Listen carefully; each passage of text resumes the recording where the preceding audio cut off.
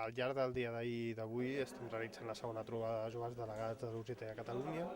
Ha sigut un èxit de participació, més de 100 participants de tot el Principat, com després un èxit en el que són els tallers formatius. Vam fer una ponència inaugural sobre un tema en el qual, com a Avalot, volem començar a introduir aquest debat en el si del sindicat, que és el de creixement, un model alternatiu al capitalisme i de quina manera podem anar arribant a aquest model sense que siguin els afectats els treballadors i treballadores.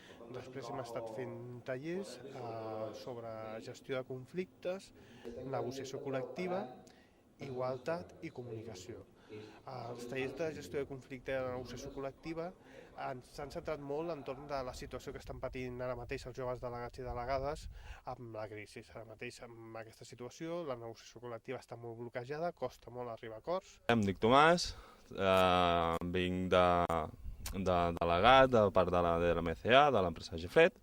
I el tema que hem vingut aquí, per diversos temes, jo en especial he fet el sindicalisme 2.0, hem tractat una mica de lo que serien les noves tecnologies cara a lo que és el sindicalisme, com es poden aplicar, i a més hem fet un curs pràctic de poder fer un reportatge, de fer la feina que, per exemple, ara que m'esteu fent vosaltres a mi, i ens han explicat els enquadres, els enfoques, com fer servir quin tipus de màquines, fer servir un programa senzillet per poder fer un petit muntatge cara a la nostra empresa, donar-li una mica més de divulgació tècnica y audiovisual, que es important, yo creo, para la gente.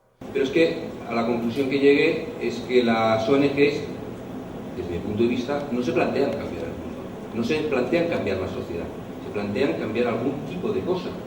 Oye, vamos a conseguir pozos en África, o vamos a conseguir no sé qué, que en el fondo, dicho de otra forma, es lo que antes se entendía como paliar, hacer no caridad, pero paliar algunos problemas. Y yo entendía que ese es el problema, es las consecuencias, pero el problema es el tipo de sociedad en la que estamos, el tipo de relaciones económicas que tenemos y que es injusta. Yo quería participar en una organización que lo que se plantea era cambiar ese modelo que és un sindicato. Sortiu una miqueta d'aquestes quatre parets i anem a veure una mica, anem a conèixer als voltants o per què esteu aquí a Sant Hilari i no en qualsevol altre lloc. A veure, aquest castanyer no va venir aquí tampoc, no va venir caminant. D'Iran. És d'Iran, exacte. I el van portar fa 2000 anys els romans.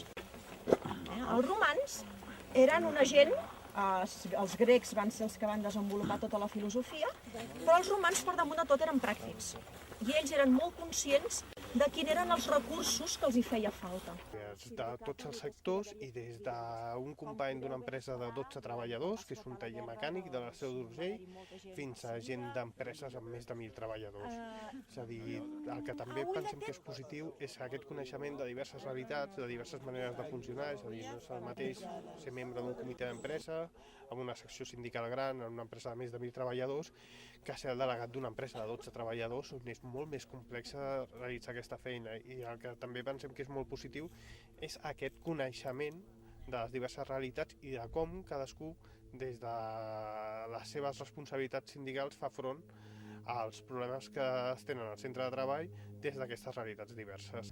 Soy Alba, trabajo en Transportes de Barcelona como mecánico de autobuses y he venido a esta trubada a hacer un curso de igualdad para mirar cómo paliar el tema de la desigualdad en mi ámbito laboral. No, yo personalmente en TMB no tengo mucha discriminación, pero sí que sé que mecánicos que conozco lo han tenido. L'Avalot és la primera organització de joves, organització sindical de joves que s'ha constituït a aquest país.